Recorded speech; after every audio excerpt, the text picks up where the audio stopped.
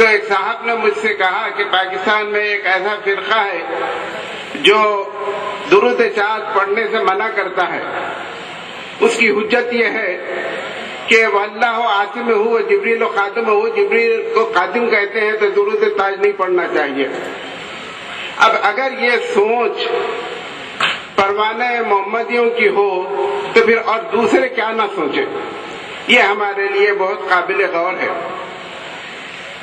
نبی کریم صلی اللہ علیہ وسلم کی عظمت و مقام سمجھنا، اس کا دل سے قائل ہونا، یہ بھی اللہ تعالی کے افضال و انعام میں سے ایک انعام ہے.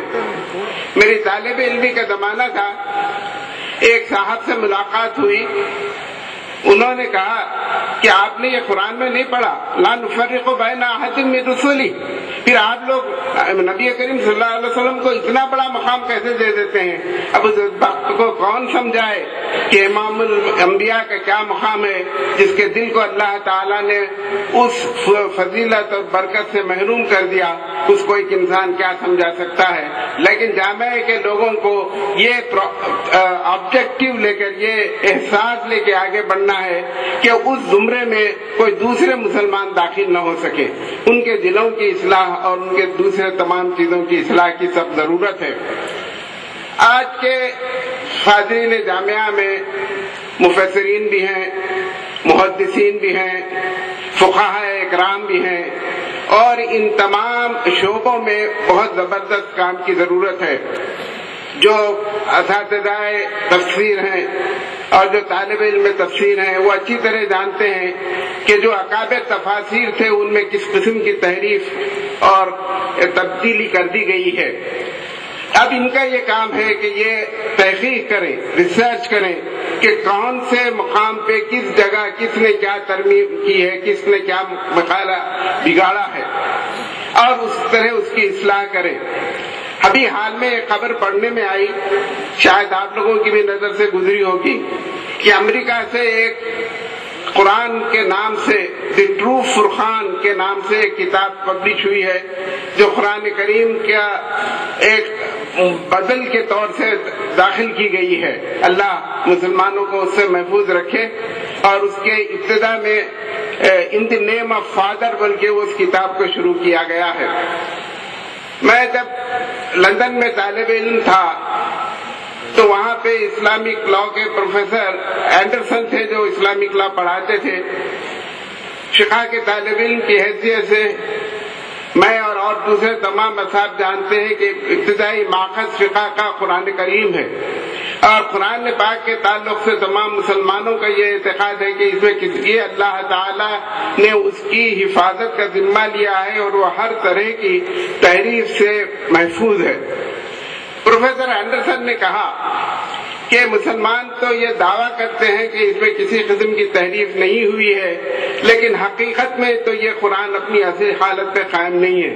مجھ سے رہا نہیں گیا، میں اٹھ کے کھڑے رہ گیا.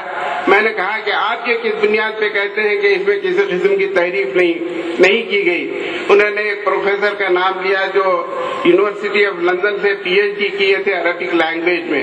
ان کا حوالہ انہوں نے دیا. میں نے کہا کہ عربی لٹریچر ایک الگ چیز ہے، قرآن ایک الگ چیز ہے. یہ اور بات ہے کہ قرآن عربی میں نازل ہوا ہے، یہ اس کی بنیاد نہیں ہو سکتا ان کا.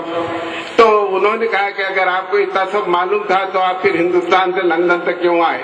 تو یہ کہنے کا مقصد یہ ہے کہ مختلف مقامات پر، مختلف جگہوں پر اس بات سے کی کوشش کی جا رہی ہے کہ مسلمانوں کے ذہن کو قرآن اور حدیث اور فقہ سے دور کیا جائے.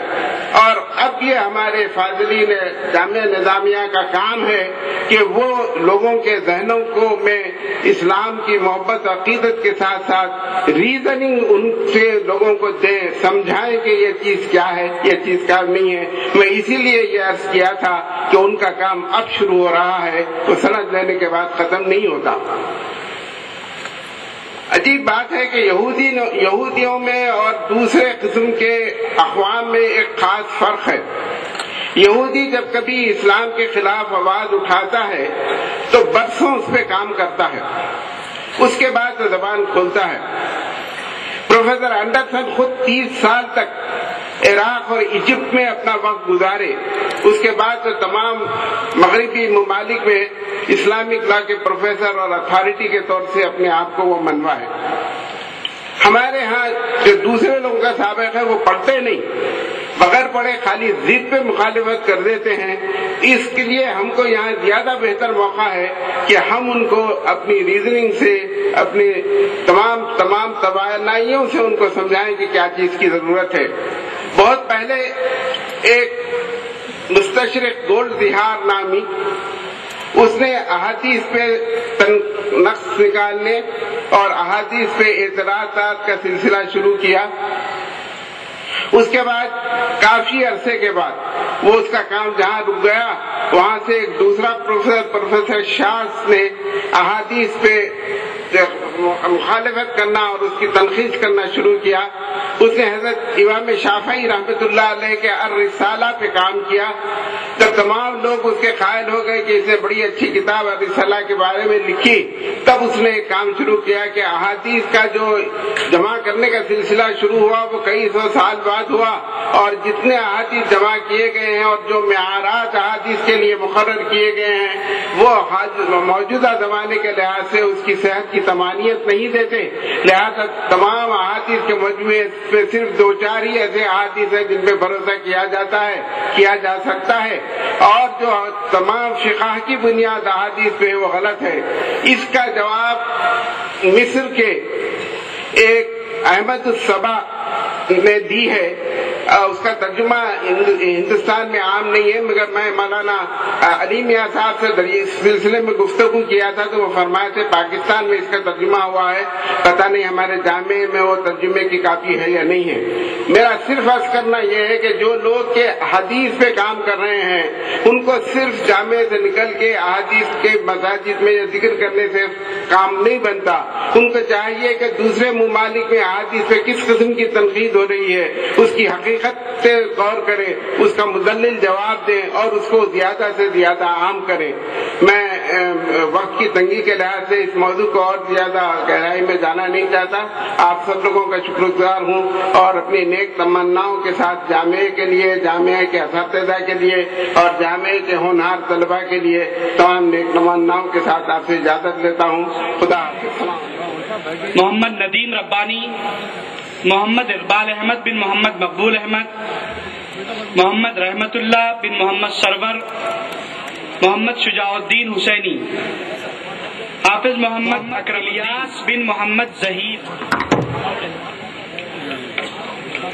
حافظ محمد فضل اللہ شریف، احتشام الحق اکرمی، محمد عبد المقتدر حسان، محمد شاکر رضا بن محمد یوسف، حافظ سید حسن بن سید عمر صابر بدرجہ اول امتیازی، عبد النصیر بن محمد، مجیب الرحمن بن علوی کٹی، اصغر علی بن رائس محمد کنجلی، عبد اللطیف کٹی بن علی، عبد المنیر کے بن محمد بابا،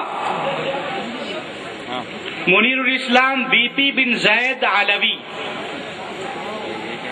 محمد کوی دی پی بن محی الدین، محمد نعیم ای بن حمزہ فیضی، محمد شریف بن مصطفیٰ کے، مجیب الرحمن وی ڈی بن محمد حاجی وی ڈی، محمد ناشد ای جی بن محمد کویا، شمس الدین بن موسیٰ، زید علوی بن محمد محی الدین کٹی، عبد الرؤوف بن محمد، سلیمان سی کے بن سید علوی، محمد فیصل بن کنج، عبد الستار بن ابراہیم، محمد مصطفیٰ ایم پی بن عثمان، محمد سلیم بن عبد الرحمن مسلیار،